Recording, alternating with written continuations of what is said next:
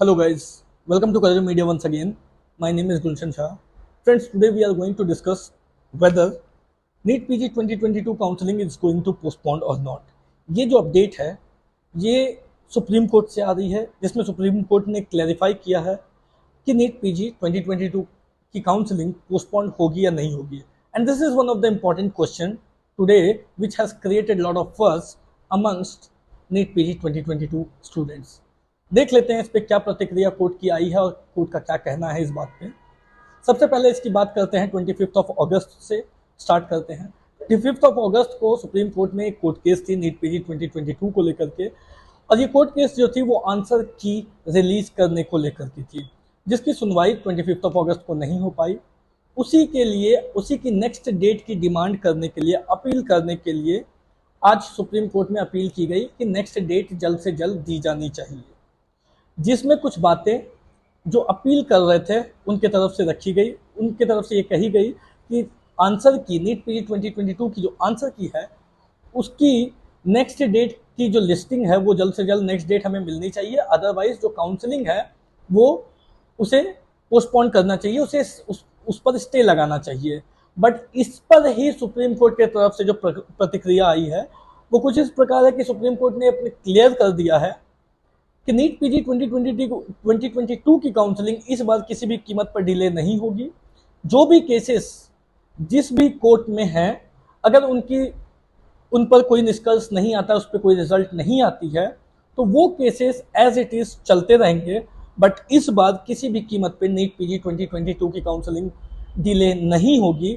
That means कि जो ये कंफ्यूजन थी स्टूडेंट्स के बीच में कि काउंसलिंग डिले होगी या नहीं होगी, इस पर सुप्रीम कोर्ट ने कड़े शब्दों में कह दिया कि 1 सितंबर से जो डेट दी गई है नीट पीजी 2022 काउंसलिंग की, वो 1 सितंबर से ही स्टार्ट होगी. अब इस पे कुछ चीज़ें जो देखने वाली है वो ये है कि अभी फिलहाल नीट पीजी 2022 को लेकर के दो और केसेस पेंडिंग हैं. एक एनएमसी की बिल जो मद्रास हाई कोर्ट में पेंडिंग है, और दूसरी ईडब्ल्यूएस कोर्ट केस जो सुप्रीम कोर्ट में पेंडिंग है, जिसकी सुनवाई कल 30 अगस्त को है.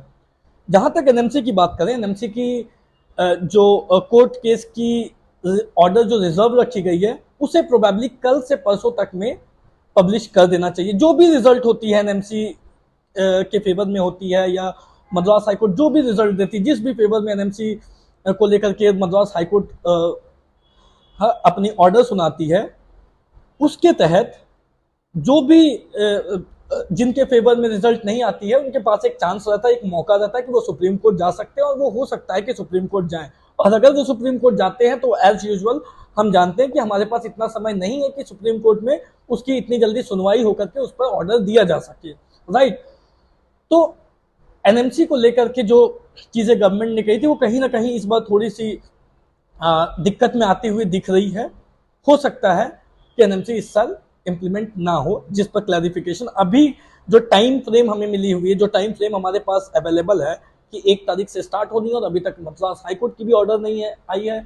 मद्रास हाईकोर्ट की ऑर्डर आएगी तो हो सकता है कि कॉलेजेस सुप्रीम कोर्ट में जाए, उसके बाद सुप्रीम कोर्ट में डेट दी जाएगी, उस पर सुनवाई होगी, और कितने सुनवाई में जाकर के उनकी तरफ से ऑर्डर आएगी, इसमें एक लंबा समय लग सकता है.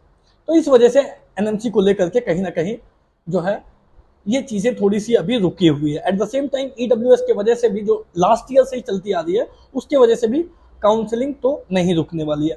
अब जो इम्पोर्टेंट बात सोचने वाली है स्टूडेंट्स के लिए या उनके पेरेंट्स के लिए, वो ये है कि अगर 1 तारीख से काउंसलिंग स्टार्ट होगी तो अभी तक कोई नोटिफिकेशन, जैसे कि नोटिफिकेशन कुछ नोटिफिकेशन होती है जो कि काउंसलिंग स्टार्ट होने से पहले आती है, जैसे कि Indian citizen to NRI conversion, उसकी नोटिस आती है कि आपको सेट ऑफ डॉक्यूमेंट, जो भी स्टूडेंट एनआरआई सीट्स के लिए अप्लाई करना चाहते हैं, काउंसलिंग में एलिजिबल होना चाहते हैं, उन्हें एनआरआई स्पॉन्सर्ड डॉक्यूमेंट्स डीजीएचएस को मेल करनी होती है. वो नोटिफिकेशन भी अभी तक नहीं आई है.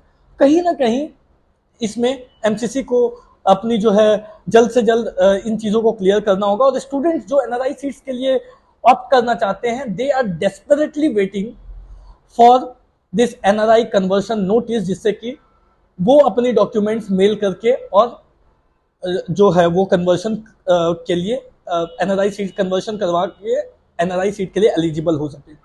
इसमें जब इतनी डिले हो रही है, अभी तक ये एनआरआई कन्वर्शन वाली भी नोटिस नहीं आई है, तो ये एनआरआई कन्वर्शन वाली नोटिस मैंडेटरी है, आनी तो इसको राउंड 1 काउंसलिंग से पहले है ही। इसका असर काउंसलिंग में ये देखने को मिल सकता है कि जो काउंसलिंग है वो हो सकता है 1-2 दिन आगे बढ़ जाए, 1 तारीख नहीं तो फिर 13 तारीख जो लास्ट डेट है काउंसलिंग की, राउंड 1 काउंसलिंग की, वो हो सकता है 1-2 दिन आगे बढ़े, तो 1-2 दिन आगे पीछे हो सकती है काउंसलिंग। बट अगर स्टूडेंट ये सोच रहे हैं कि बहुत ज्यादा आगे बढ़ जाएगी तो वो चीज नहीं होने वाली है, और वो भी सिर्फ इसलिए हो सकती है क्योंकि एनआरआई कन्वर्शन वाली अभी तक नोटिस नहीं आई है, जिसके ज्यादातर चांसेस हैं कि आज ये एनआरआई कन्वर्शन वाली नोटिस आ जाए।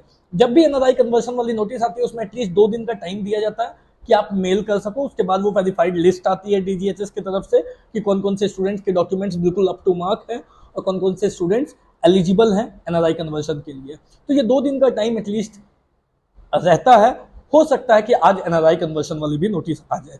That's all for today. कोई भी डाउट हो, कोई क्वेरी हो तो आप दिए गए नंबर पर कॉल कर सकते हैं। और सबसे जरूरी बात कि अब जब काउंसलिंग डिले नहीं हो रही है तो ये बहुत ज्यादा इंपॉर्टेंट हो जाती है कि आप इस बात को जान सको कि कहाँ पे फीस कितनी हो रही है और आपको कितनी फीस में कहाँ पे कॉलेजेस मिल सकते हैं।